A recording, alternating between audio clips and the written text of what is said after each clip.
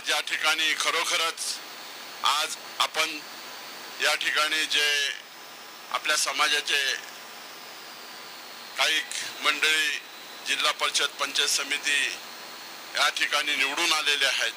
आपल्याला अभिमानाची गोष्ट आहे की त्यांना सुद्धा आपण आपल्या समाजामार्फत त्यांचं कौतुक करणं हे आपलं काम आहे आणि त्यांचा आज आम्ही श्रीफळ देऊन त्यांचा आम्ही सत्कार करणार आहोत। कोळी समाजाने कोळी महासंघाने समाजासाठी काय करायला पाहिजे, खरं म्हणजे कोळी महासंघाची स्थापना ही कोळी महासंघाच्या कोळी समाजासाठी झालेली आहे। तुम्हाला सांगतोय की कोळी महासंघ हा शिखर संस्था आहे। संपूर्ण महाराष्ट्रातल्या जेवढ्या छोट्या मोठ्या संस्था आहेत त्यांना एकत्र करून ही कोळी महासंघ शिखर संस्था स्थापन झालेली आहे। 2019 नंतर आपल्या समाजाचा भारतीय जनता पार्टीतून निवडून आलेल्या आमदाराचा आणि मंत्र्याचा आपण सत्कार करतो। काळजीच करू नका, भारतीय जनता पार्टीचा हा शब्द आहे दादा की पुढच्या वेळेस भारतीय जनता पार्टी नक्की कोळी महासंघाच्या पदाधिकाऱ्यांना महाराष्ट्रात ज्या ज्या ठिकाणी शक्य आहे त्या ठिकाणी आपण तिकीट देऊ। कोळी महासंघ महाराष्ट्रात खूप चांगलं काम करतो आहे।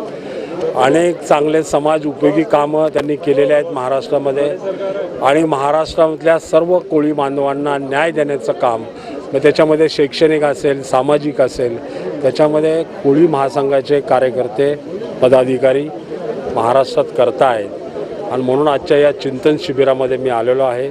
महाराष्ट्राचे माननीय मुख्यमंत्री देवेंद्रजी फडणवीस साहेबांच्या वतीने या सर्वांना शुभेच्छा देण्यासाठी मी आलो। नाही, दरवर्षीप्रमाणे यावर्षी पण चौथं आमचं कोळी महासंघाचं चिंतन शिबिर होतं।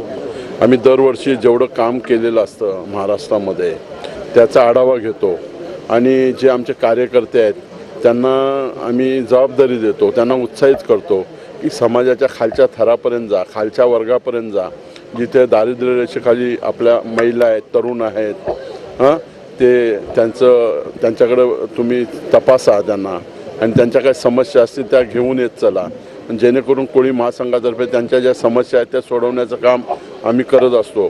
ते आम्ही ह्या चिंतन शिबिराद्वारे त्यांना गाईडलाईन करतो आणि ती गाईडलाईन केल्यावर ते आम्हाला रिपोर्ट करत असतात। म्हणून ही गाईडलाईन दरवर्षी आम्ही चिंतन शिबिराद्वारे करत असतो। जात पडताळणीसाठी काय आघाडी सरकार असताना फार किचकट प्रश्न होता तो, परंतु आता ह्या सरकारने जरा सुलभ केलेला आहे। जात पडताळणी प्रत्येक जिल्ह्यामध्ये ते ऑफिस त्यांनी केलेलं आहे आणि ज्यांच्या घरी एखाद्याला जात पडताळणी असेल तर सगळ्या लोकांना जात पडताळणी देण्याचं काम ह्या सरकारने केलेलं आहे।